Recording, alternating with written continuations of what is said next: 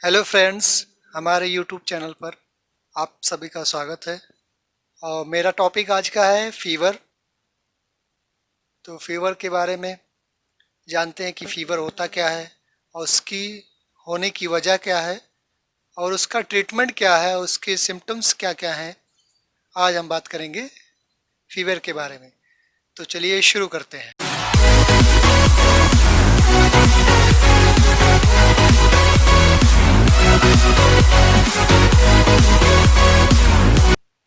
तो दोस्तों, आज हम बात करेंगे फीवर के बारे में।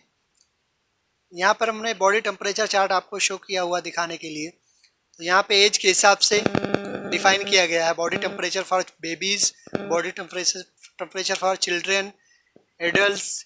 यहाँ पे नॉर्मल और एब नॉर्मल टेम्परेचर यहाँ पे दिखाया गया है फीवर में। यहाँ पे बॉडी टेम्परेचर चार्ट हमने दूसरा शो किया हुआ है। Normal oral temperature, rectal temperature, axillary temperature, temporal temperature यहाँ पे शो किया हुआ है, आप देख सकते हैं जैसे। तो आगे चलते हैं हम दूसरे इमेज पे।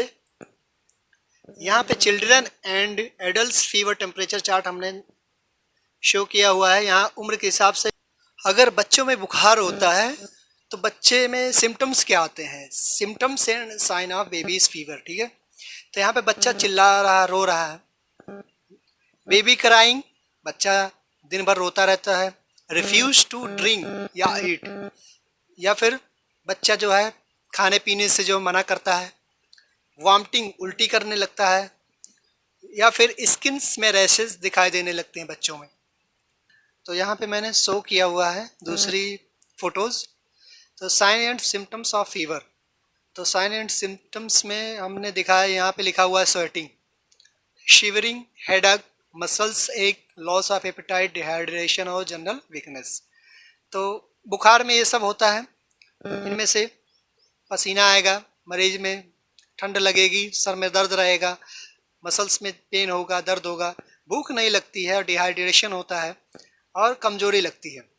तो हम बात करेंगे अब काजेज ऑफ फीवर के बारे में। फीवर आखिर होता क्यों है, इसके बारे में हम बात करेंगे।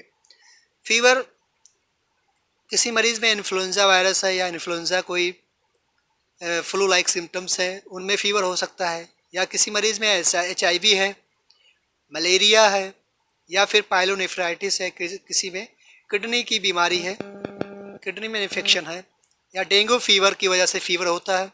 इन्फेक्टिव मोनोन्यूक्लियोसिस की वजह से, SLE सिस्टमिक ल्यूपस एरिथेमेटोसस एक बीमारी, ऑटोइम्यून डिजीज, उसमें होता है बुखार मरीज में। सार्कोइडोसिस होती है। IBD इन्फ्लामेटरी बाउल डिजीज़ है, इसमें होता है मरीज में फीवर होगा।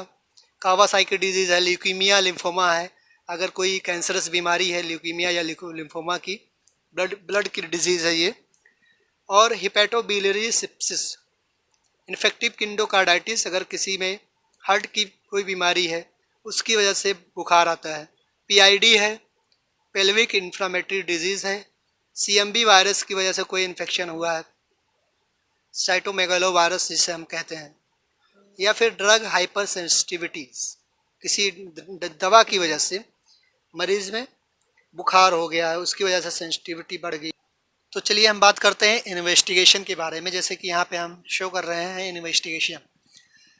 तो सबसे पहले हम हर कोई बीमारी में सबसे पहले हम फुल ब्लड काउंट कराते हैं, या हम कह सकते हैं कंप्लीट ब्लड काउंट कराते हैं। CBC कराएंगे, DC कराएंगे, यूरिन एनालिसिस कराते हैं, ब्लड स्मीयर एग्जामिनेशन कराते हैं, ESR कराएंगे इन्फ्लामेटरी कंडीशन के लिए कि ESR कितना बढ़ा हुआ है, सीरोलॉजिकल टेस्ट करवाते हैं और ट्यूबरकुलिन टेस्ट करवाते हैं।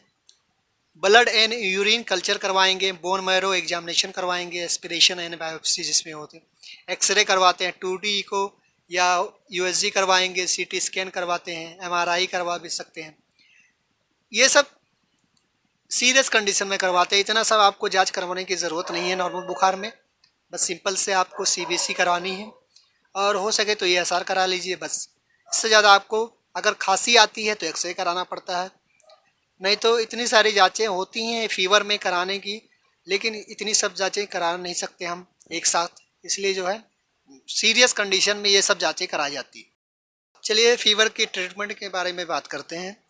तो जैसे यहाँ पे शो कर रहा है आइबुप्रोफेन, एस्पिरिन, एस्टामिनोफेन, तो ये सब नॉर्मली जो हम यूज़ करते हैं फीवर के लिए, पैरासीटामोल है, आइबुप्रोफेन है, एस्पिरिन की दवाएं, एस्टामिनोफेन, ये सब पेन रिलीवर और बुखार में ज़्यादा काम आती है। तो आप ये दवा ले सकते हैं नॉर्मल बुखार के लिए। और जैसे कि आप लोगों को मालूम है कि दवाओं के भी साइड इफ़ेक्ट होते हैं, तो अगर हम पैरासीटामोल का यूज़ ज़्यादा करेंगे तो माइनर जो साइड इफ़ेक्ट है, जैसे रेसेस, स्किन में चकत्ते या धब्बे दिखाई देंगे और कमजोरी लगेगी, हाइव्स, ईचिंग, खुजलाहट होगी मरीज में, नोज़िया हो सकती है ये दवा लेने से, टायर्डनेस। और पैरासीटामोल जो दवा है, जो पैरासीटामोल की दवा है, ये इसका मेन साइड इफ़ेक्ट है लीवर और किडनी पे। लीवर में हिपेटोटॉक्सिसिटी कराता है और किडनी को ये डैमेज कर सकता है। अगर हमारी वीडियो आपको पसंद आई हो तो लाइक ज़रूर करें और सब्सक्राइब करें हमारे चैनल को। कमेंट करके बताइए कि आपको ये वीडियो कैसी लगी।